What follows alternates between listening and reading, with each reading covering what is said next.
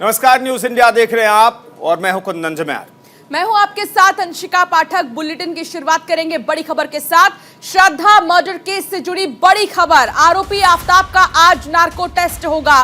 13 दिन की न्यायिक हिरासत में है आफताब का पॉलीग्राफी टेस्ट हो चुका है।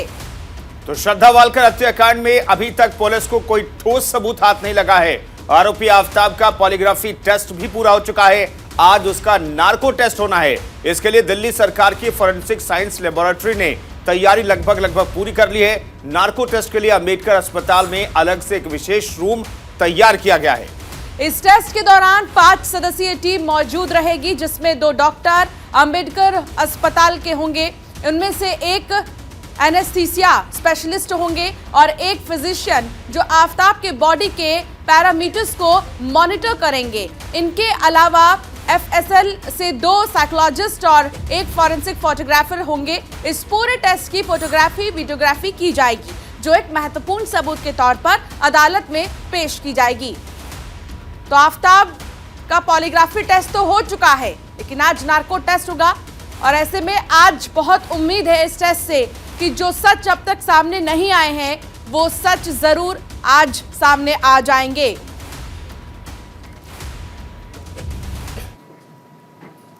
और एक और बड़ी खबर आपको बताते हैं। आज ज्ञानवापी मामले में अहम सुनवाई है। इलाहाबाद हाईकोर्ट में यह सुनवाई होगी। एएसआई से सर्वेक्षण कराने के मामले में याचिका लगाई गई है और इसी मामले पर सुनवाई होगी। हाईकोर्ट हिंदू पक्ष की दलील सुनेगा। 11 नवंबर की सुनवाई में बहस नहीं हुई थी पूरी। वाराणसी के विवादित ज्ञानवापी परिसर के एएसआई यानी भारतीय पुरातत्व सर्वेक्षण के सर्वेक्षण कराए जाने के मामले में आज इलाहाबाद हाईकोर्ट में सुनवाई होगी। जस्टिस प्रकाश पाड़िया की सिंगल बेंच में यह सुनवाई होगी। दरअसल सुनवाई दोपहर 12 बजे शुरू होगी। बता दें कि इस मामले में मुस्लिम पक्ष की तरफ से दाखिल की गई याचिकाओं पर इलाहाबाद हाईकोर्ट में 11 नवंबर को सुनवाई हुई थी। इस सुनवाई में हिंदू पक्ष की तरफ से दलीलें पेश की गई थी, लेकिन हिंदू पक्ष की बहस पूरी नहीं हो सकी।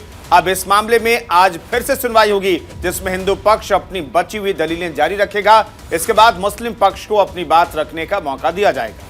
तो इलाहाबाद हाईकोर्ट में सुनवाई होगी आज। एएसआई से सर्वेक्षण कराने के मामले में आज सुनवाई होगी। ज्ञानवापी मामले को लेकर लगातार तमाम दलीलें दी जा रही हैं और उन दलीलों के मद्देनजर आज एक बार फिर से सुनवाई होनी है।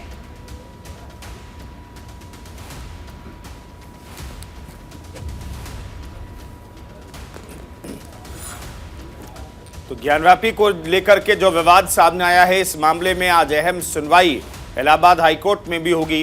11 तारीख को हिंदू पक्ष अपनी पूरी दलील नहीं कर पाया था। आज अपनी दलील हिंदू पक्ष पूरी करेगा। उसके बाद मुस्लिम पक्ष को अपनी दलीलें रखने का मौका मिलेगा। तो वहीं अगस्ता वेस्टलैंड मामले में आज सुनवाई है। मिशेल की जमानत अर्जिया पर सुप्रीम कोर्ट में सुनवाई होगी। सीबीआई और ईडी ने 2 अलग अलग एफआईआर दर्ज किए हैं। 3600 करोड़ रुपए के घोटाले का मामला है ये पूरा। अगस्ता वेस्टलैंड हेलीकॉप्टर घोटाले में मध्यस्थ क्रिश्चियन मिशेल जेम्स की जमानत याचिकाओं पर आज अहम सुनवाई है। आज सुप्रीम कोर्ट सुनवाई करेगा। दरअसल इस मामले की अगर हम बात करें तो इस मामले में सीबीआई और ईडी ने 2 अलग अलग एफआईआर दर्ज की हुई है। मुख्य न्यायाधीश डीवाई चंद्रचूड़, जस्टिस हिमा कोहली और जस्टिस जेबी पारडीवाला की पीठ इस मामले की सुनवाई कर रही है। इससे पहले मई महीने में सुप्रीम कोर्ट ने जमानत याचिकाओं पर सीबीआई और ईडी से जवाब मांगा था। बता दें कि लगभग 3600 करोड़ रुपए का ये घोटाला अगस्ता वेस्टलैंड से 12 वीवीआईपी हेलीकॉप्टरों की खरीद से जुड़ा हुआ है और इसी मामले में आज मुख्य आरोपी मिशेल के जमानत अर्जियों पर सुप्रीम कोर्ट में सुनवाई होगी। तो अगस्ता वेस्टलैंड मामले में आज सुनवाई है। 3600 करोड़ रुपए के घोटाले का ये पूरा मामला है और आज ये देखना होगा कि सुनवाई में क्या कुछ कहा जाएगा, क्योंकि इस मामले में तमाम राजनीतिक दल ने भी अपनी प्रतिक्रिया दी थी और आरोप भी कई लगाए थे।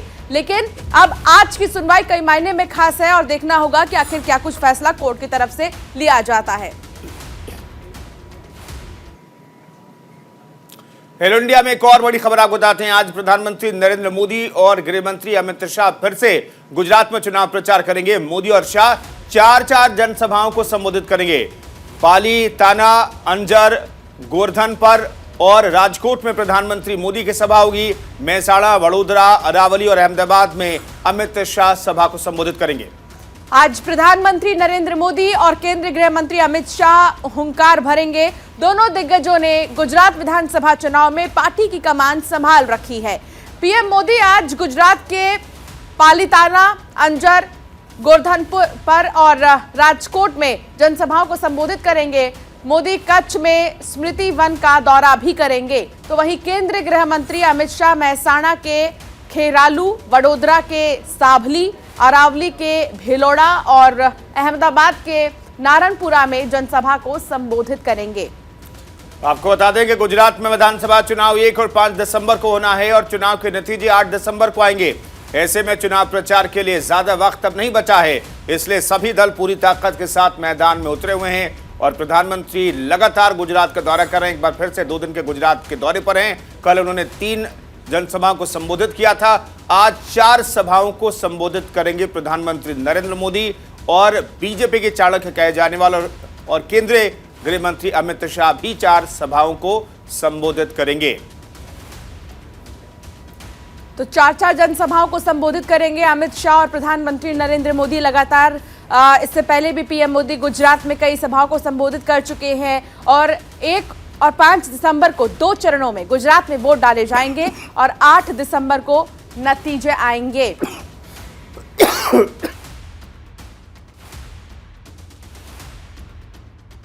प्रधानमंत्री नरेंद्र मोदी की जनसभाएं हैं और अमित शाह भी आज अलग अलग जगहों पर जनसभा को संबोधित करेंगे।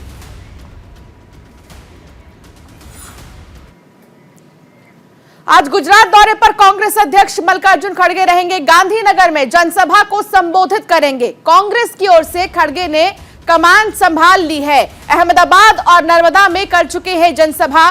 कांग्रेस अध्यक्ष मल्लिकार्जुन खड़गे आज गुजरात दौरे पर रहेंगे।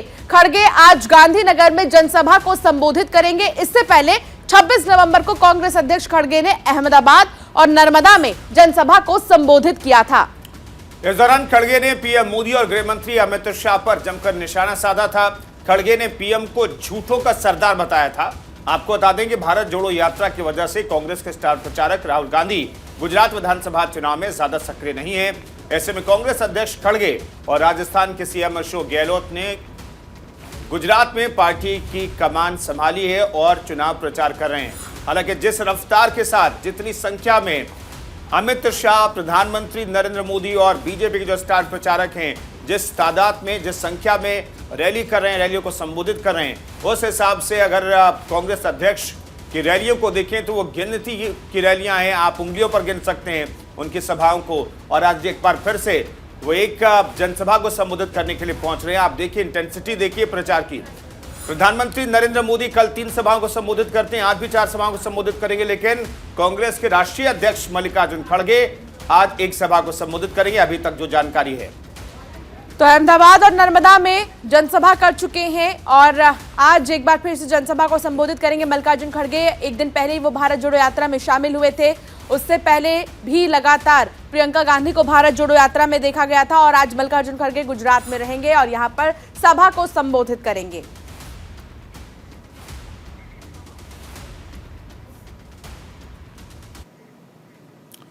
इधर गुजरात दौरे पर गए केंद्रीय मंत्री अनुराग ठाकुर से हमारे संवाददाता दीपक चौबे ने खास बातचीत की है। इस दौरान उन्होंने आम आदमी पार्टी और कांग्रेस दोनों पर जमकर निशाना साधा है और क्या कुछ कहा उन्होंने, सुनाते हैं।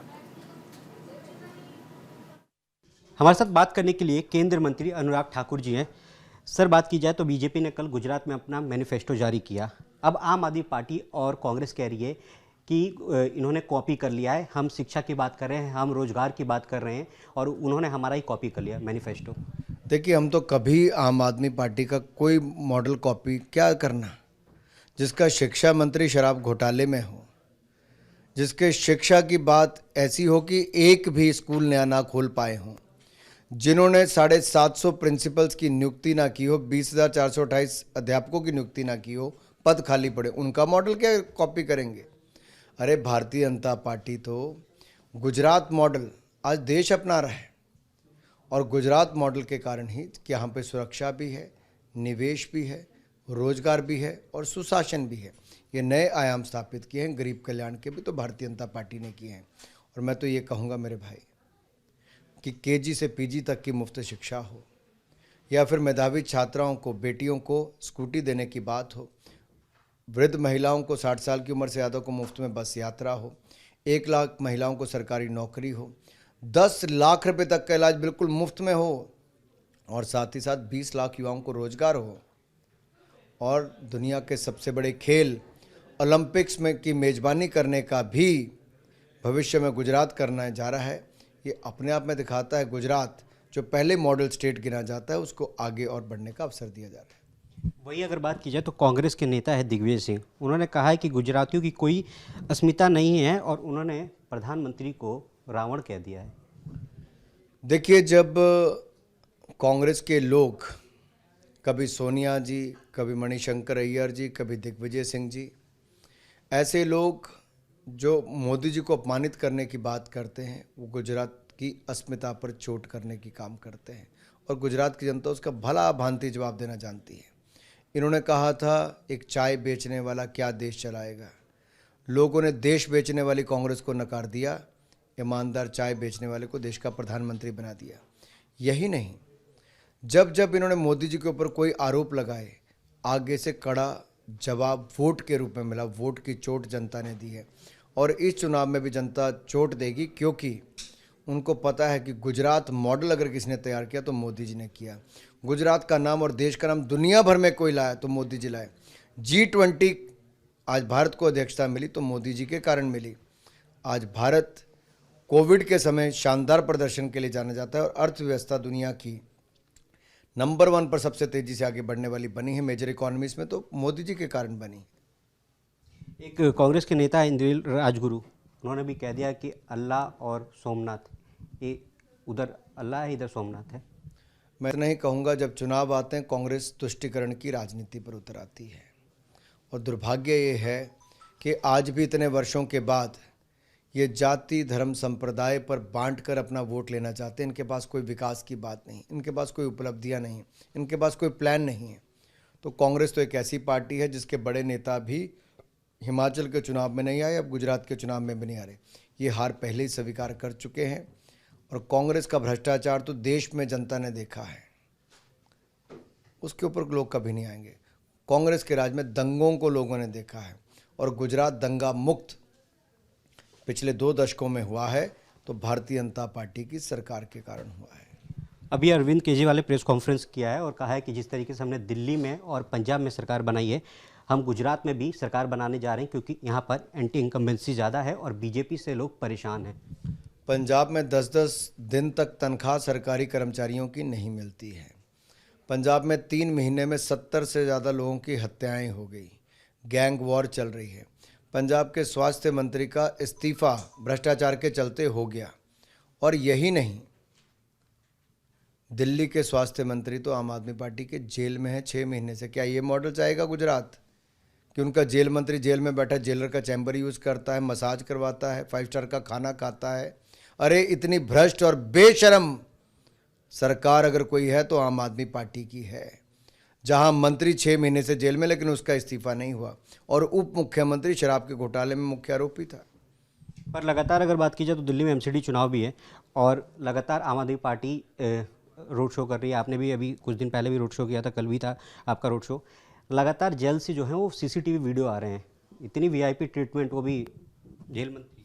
देखिए, इसका जवाब तो अरविंद केजरीवाल को देना है कि ऐसा क्या है कि भ्रष्टाचारी भी और जेल मंत्री भी, ये दोनों काम, भ्रष्टाचार करके जेल में, लेकिन जेल मंत्री होने के नाते उसके सब सुख सुविधाएं मिल रही हैं।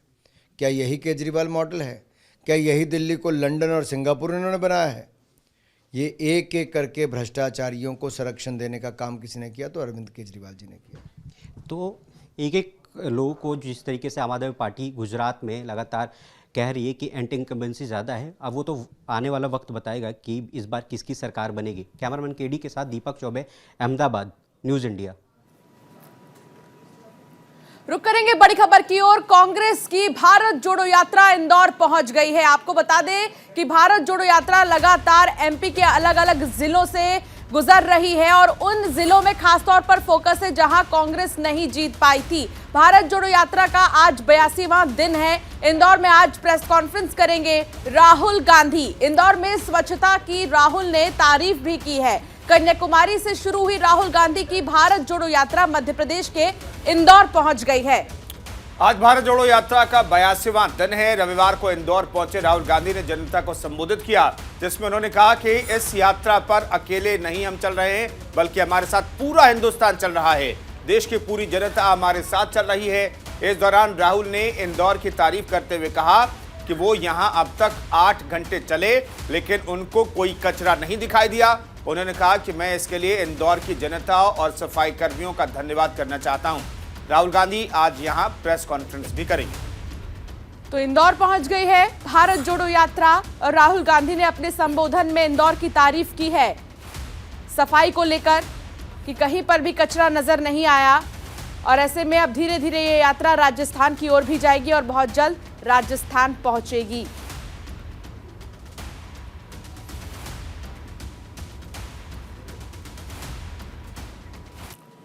और अब बात उत्तर प्रदेश के मुख्यमंत्री योगी आदित्यनाथ की। सीएम योगी का आज गोरखपुर, आगरा, मैनपुरी का दौरा होगा। गोरखपुर में सामूहिक विवाह कार्यक्रम में भी शामिल होंगे मुख्यमंत्री योगी आदित्यनाथ। प्रदर्शनी का निरीक्षण भी करेंगे। मैनपुरी उपचुनाव में जनसभा को संबोधित भी करेंगे योगी आदित्यनाथ। उत्तर प्रदेश के मुख्यमंत्री योगी आदित्यनाथ आज सूबे के 3 जिलों के दौरे पर रहेंगे। सबसे पहले सीएम योगी गोरखपुर में श्री गुरु तेग बहादुर जी महाराज के शहीदी पर्व कार्यक्रम में शामिल होंगे। उसके बाद एक सामूहिक विवाह कार्यक्रम में जाएंगे। आगरा की अगर हम बात करें तो ताज नगरी आगरा में सीएम योगी तारघर मैदान में प्रबुद्ध वर्ग सम्मेलन में शामिल होंगे और यहां वो एक प्रदर्शनी का भी निरीक्षण करेंगे। आज सीएम योगी मैनपुरी लोकसभा उपचुनाव में पार्टी प्रत्याशी के प्रचार के लिए करहल के नरसिंह यादव इंटर कॉलेज के एक जनसभा को संबोधित करेंगे।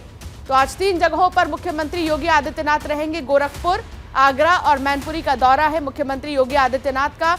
मैनपुरी में इसलिए क्योंकि उपचुनाव है, उसके मद्देनजर यहां के प्रत्याशी के लिए वहां पर पहुंचेंगे और वोटों की अपील जनता से करेंगे। आगरा में एक सम्मेलन है, उसमें शामिल होंगे मुख्यमंत्री योगी आदित्यनाथ।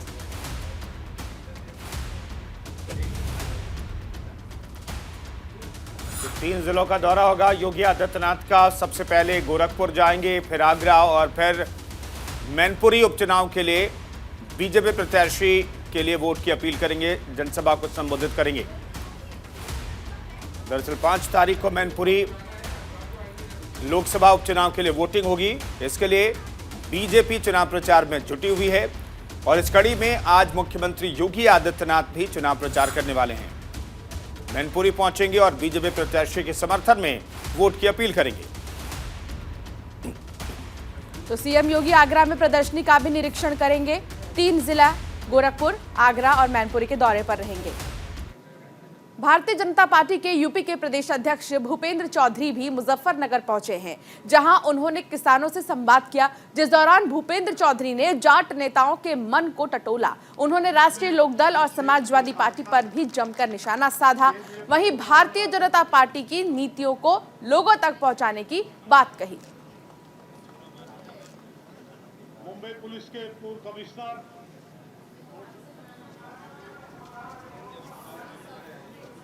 के साथ हमारे बीच में इशू है, उन इशू को सरकार तक पहुंचाएंगे। किसान वर्ग के लोग सब बैठे थे, आज का कार्यक्रम उनसे संबंधित था। तो मैंने जो बातें कही, सरकारों ने जो काम किए, हमारी सरकारों ने जो काम किए, हमारी पार्टी की उपस्थिति, हमारी पार्टी का जनता के बीच में संपर्क संवाद, उस सब की चर्चा की है और सब लोग जानते हैं।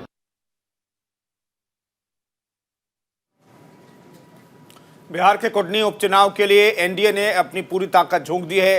राष्ट्रीय लोक जनशक्ति पार्टी के अध्यक्ष और केंद्रीय मंत्री पशुपति कुमार पारस ने कुडनी के कई क्षेत्रों का दौरा किया, जहां उन्होंने लोगों से नरेंद्र मोदी के हाथों को मजबूत करने की अपील की।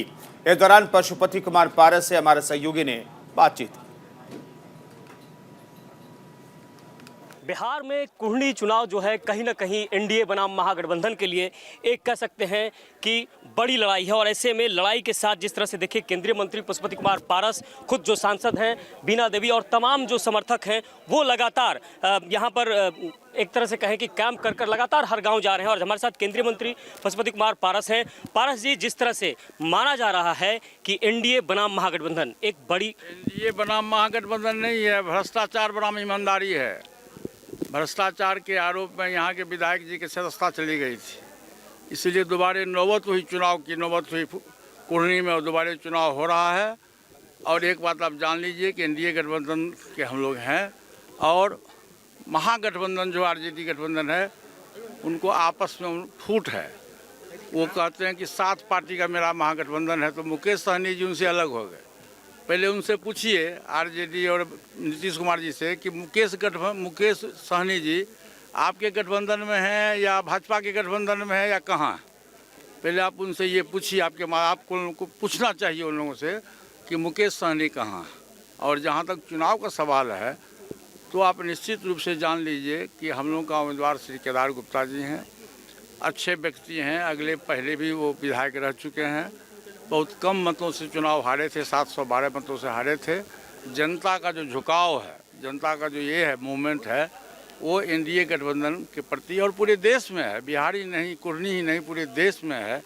और माननीय प्रधानमंत्री श्री नरेंद्र मोदी जी के नेतृत्व में पूरा देश काफ़ी आगे बढ़ रहा है। और हमारा उम्मीदवार निश्चित जीतने की बात तो छोड़ दीजिए, हमारा उम्मीदवार काफ़ी मतों से चुनाव जीतेगा। बिल्कुल, देखिए यहाँ पर ये इन्होंने दावा किया कि काफ़ी मतों से जीतेंगे। एक सवाल और होगा, नीतीश कुमार अब बैकफुट में है, शराबबंदी को लेकर उन्होंने कहा है कि 1-1 लाख रुपए का आप सहायता राशि देंगे, गरीबों को मत पकड़ो, माफियाओं को पकड़ो। ऐसे में क्या लगता है, आप भी लगातार कह रहे हैं कि शराबबंदी फेल है। कल नीतीश कुमार जी का भाषण पढ़े हैं, किसमोड़े हॉल में जो उन्होंने बयान दिया है, क्या कहा कि सबसे अधिक शराब की बिक्री, अवैध बिक्री पटना में है। और यहाँ के जितने भी सफ़ेद लोग हैं, बड़े बड़े लोग हैं, वो इसमें संलग्न है। ये बेसिस का कारोबार होता है। और पटना में आप रहते हो, पटना में डीजीपी रहता है, पटना में चीफ सेक्रेटरी रहता है, तो क्यों न पकड़ते हो? जो माफिया है, शराब माफिया, उसको पकड़ना चाहिए। खुद मुख्यमंत्री एक्सेप्ट कर रहे हैं कि बड़े बड़े लोगों का हाथ है इसमें, तो जो बड़े बड़े लोग हैं उसको पकड़ो, बड़ी मछली को पकड़ो। और यहाँ उल्टा हो रहा कि छोटी मछली को पकड़ के जेल में भेज दिया, पिछड़ा है, दलित है, महादलित है, आदिवासी है, तो उसको पकड़ के जेल में तुम बंद कर दिए। उसके पास पैसा नहीं है बेल कराने के लिए, बेचारा जेल में भूखे मर रहा है। और जो सफ़ेद पोष लोग हैं, अधिक पैसा वाला लोग है, वो मौज मस्ती मार रहा है। इसलिए हमारी मांग है, हमारी पार्टी की मांग है कि या तो बिहार में यदि शराबबंदी करना है तो ईमानदारी पूर्वक आप करो, और नहीं यदि आपसे संभलता है तो इसको फ्री करो। ताड़ी बोले, उन्हें कहा जहर है ताड़ी, नीरा बेचे लोग, ताड़ी न बेचकर नीरा बेचे लोग। और कहीं ना कहीं सरकार इसके लिए कोई प्लान भी नहीं कर रही है। नहीं, कोई प्लान नहीं है। नीतीश कुमार जी पहले कुछ बोले थे, अभी कुछ बोल रहे हैं। उनके बयान पर आप विश्वास नहीं करिए। देखिए उनका नाम क्या पड़ा था पहले, उनके बाद तो विश्वास नहीं करिए। 2015 में वो आरजेडी गठबंधन से अलग हुए थे, तो बोले थे कि मैं दोबारा मिट्टी में मिल जाऊंगा, लेकिन आरजेडी गठबंधन में मैं नहीं जाऊंगा। फिर 5 वर्ष के बाद चले गए। फिर संभावना है, आप ही लोगों के प्रेस मीडिया से जानकारी मिल रही है कि फिर वो एनडीए गठबंधन में आने के लिए सोच रहे हैं। इसलिए नीतीश कुमार जी क्या बोलते हैं क्या नहीं बोलते हैं, उस पर बहुत ध्यान देने। और चलिए फिलहाल इतना ही, बने रहिए न्यूज़ इंडिया के साथ।